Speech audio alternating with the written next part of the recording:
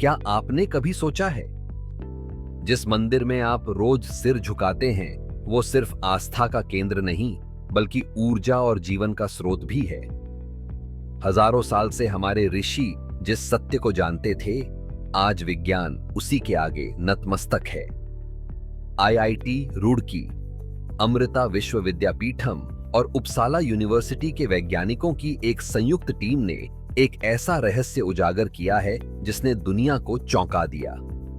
शोध का उद्देश्य यह देखना था कि क्या भारत के प्राचीन मंदिर, खासकर शिव मंदिर, प्राकृतिक संसाधनों के समृद्ध स्थानों पर बनाए गए थे, जहां प्राकृतिक संसाधन जैसे जल, भूमि, ऊर्जा प्रचुर मात्रा में थे।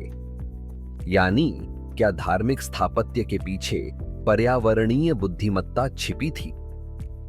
शोध का सबसे अद्भुत निष्कर्ष यही था, जहां शिव के मंदिर बने हैं वहां जल की धड़कन बहती है, और जहां जल है वहां ऊर्जा है, और जहां ऊर्जा है वहां जीवन और अन्न है।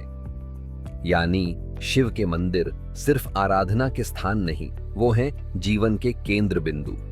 यही कारण है कि वैज्ञानिकों ने इन स्थानों को energy food water nexus zone नाम दिया। इस संपूर्ण जीवन चक्र का केंद्र है द पाथ ऑफ शिवा। यह अदृश्य रेखा धरती की नाड़ियों को जोड़ती है। जहां शिव हैं वहां सृष्टि है, जल है, ऊर्जा है, अन्न है और जीवन है। उन्होंने पाया कि भारत के कई प्राचीन शिव मंदिर एक ही ऊर्जा रेखा पर बने हैं, जिसे कहते हैं 79 डिग्री ईस्ट लॉन्गिट्यूड लाइन।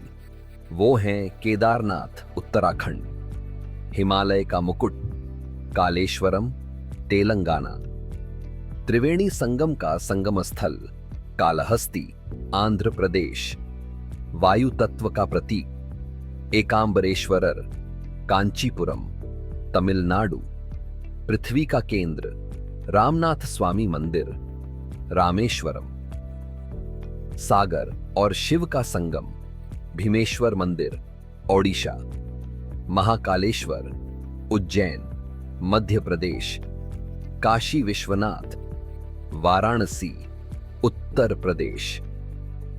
इन सभी को जोड़ें तो बनती है एक ऊर्जा रेखा, the sacred special alignment reason.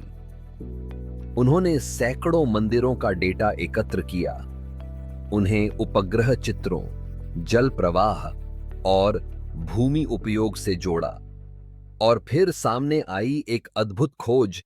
Bharat के 8 प्राचीन शिव मंदिर एक ही सीधी रेखा पर स्थित हैं। उन्होंने सैटेलाइट इमेजरी और भूमि डेटा के जरिए पाया कि इन मंदिरों के आसपास के क्षेत्र भारत के सबसे समृद्ध क्षेत्र हैं, जहां मिट्टी, जल और सूर्य ऊर्जा सबसे अधिक सक्रिय है। शोध से पता चला कि यह रेखा भारत के उस 18.5% क्षेत्र को पार करती है जहां से सालाना लगभग 44 मिलियन टन फसल उत्पादन की क्षमता रखते हैं, और यहां से करीब 600 गीगावाट नवीकरणीय ऊर्जा उत्पन्न हो सकती है। जब उन्होंने ऐसे मंदिरों की तुलना अन्य स्थानों से की तो पाया कि जहां शिव मंदिर हैं वहां भूमि की फूड एनर्जी वाटर पोटेंशियल 3 गुना अधिक है।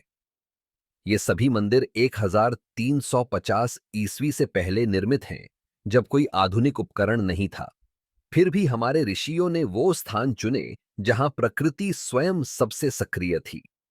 विज्ञान आज जिस धरती को माप रहा है वो वही धरती है जिसे हमारे पूर्वज महसूस करके समझ चुके थे। क्या ये सिर्फ संयोग है या हमारे ऋषि सच में धरती की नाड़ियों से संवाद कर सकते थे? हर शिवलिंग एक एनर्जी वॉर्टेक्स है, जहां धरती और ब्रह्मांड की तरंगें मिलती हैं। जब आप उस पर जल चढ़ाते हैं वो केवल पूजा नहीं होती, वो उस ऊर्जा का एक्टिवेशन प्रोसेस होता है। वो जल जब शिवलिंग को छूता है तो धरती की नाड़ी को जगाता है। यही तो है हिंदू धर्म की सुंदरता, जहां पूजा का अर्थ केवल विनती नहीं बल्कि प्रकृति और ऊर्जा के साथ एकता है।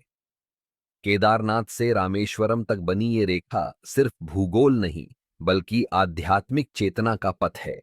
जब आप उत्तर से दक्षिण की यात्रा करते हैं, आप अपने भीतर उतर रहे होते हैं।